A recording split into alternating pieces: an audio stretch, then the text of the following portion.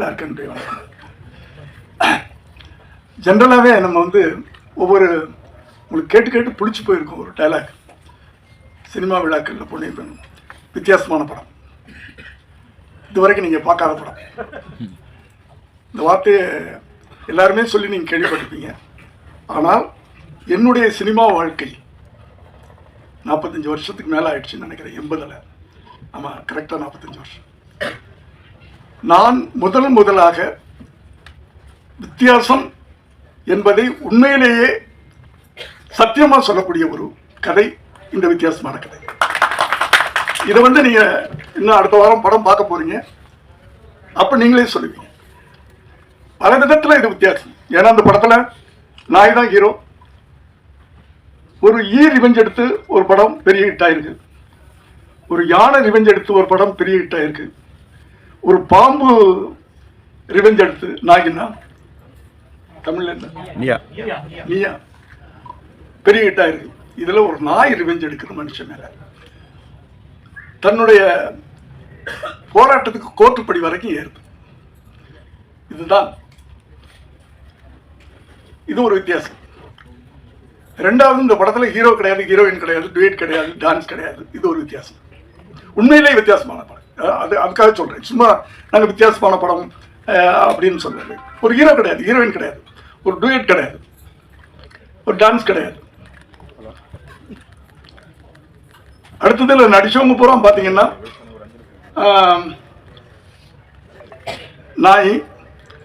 நான் ஒரு 80 வயசு குறைச்சு சொல்றேன், பரவாயில்ல, 85 சொல்லிக்கலாம், எப்படின்னாலும் சொல்லலாம். கடவுள் இன்னும் என்ன கொண்டாந்து இங்கே நிறுத்தி வச்சிருக்கிறாரு, அவருக்கு நன்றி. ஒய்ஜி மகேந்திரன் என் வயசு தான். இப்படி இதில் நடித்தவங்க பூரா ஓல்டு பீப்புள். அது ஒரு வித்தியாசம். அதனால வித்தியாசங்கள் நிறையா இருக்குது.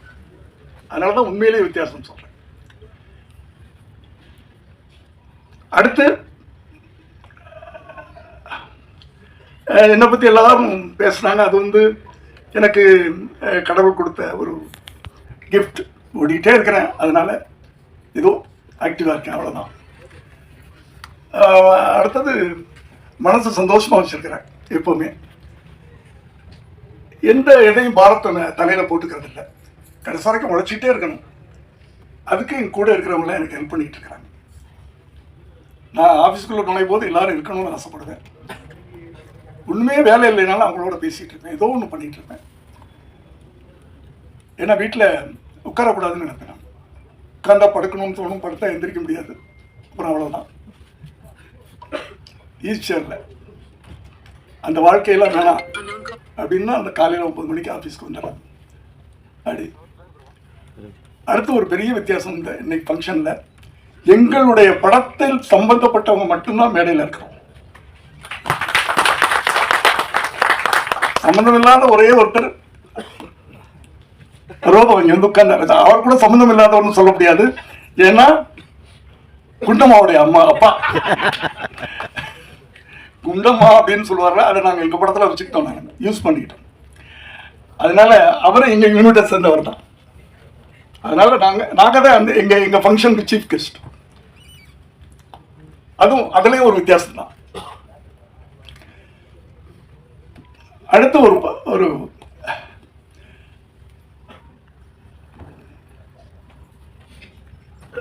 ஒரு என்ன சொல்றதுன்னு எனக்கு என்ன எல்லாரும் எல்லாம் பேசிட்டாங்க. எனக்கு என்ன பேசுறதுன்னு தெரியல.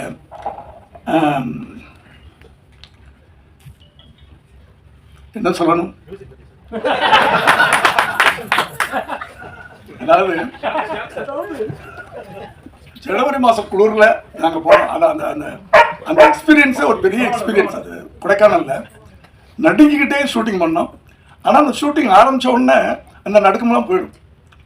அவங்க சொன்ன மாதிரி ஜுரங்கிறலாம் அது வந்து எனக்கு ஜுரம் வந்தே இத்தனை வருஷத்தில் ஜுரம்னு வந்ததே கிடையாது.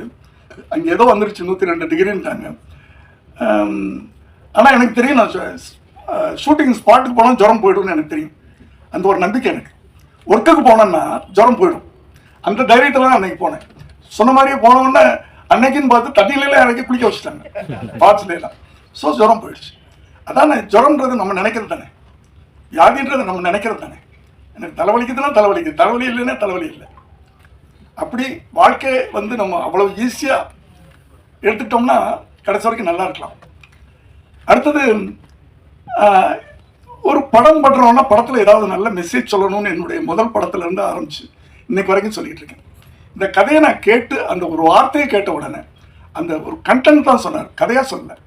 கண்டென்ட் ஒரு ஒரு டாக் கோர்ட்டுக்கு போகுது, எனக்கு புதுசாக இருந்துச்சு. நான் 70 படத்தில் 50 படம் மனுஷன் கோர்ட்டுக்கு போய் தான் எடுத்துருக்கேன். நாயோ பூனையோ கோர்ட்டுக்கு போய் எடுக்கல. அது எனக்கு புதுசாக பட்டுச்சு. எதுக்கு போகுது, என்ன விஷயம், அதில் தான் எமோஷன். ஒரு ஒரு ஒரு நல்ல படம் அது, பார்க்குறவங்களுக்கும் அதில் ஒரு எமோஷன் கிடைக்கும், கனெக்ட் ஆகும். ஏன்னா இந்த படத்தை பார்த்தவங்க கொஞ்சம் பேர் தான். அமீர் சார் பார்த்துருக்காரு,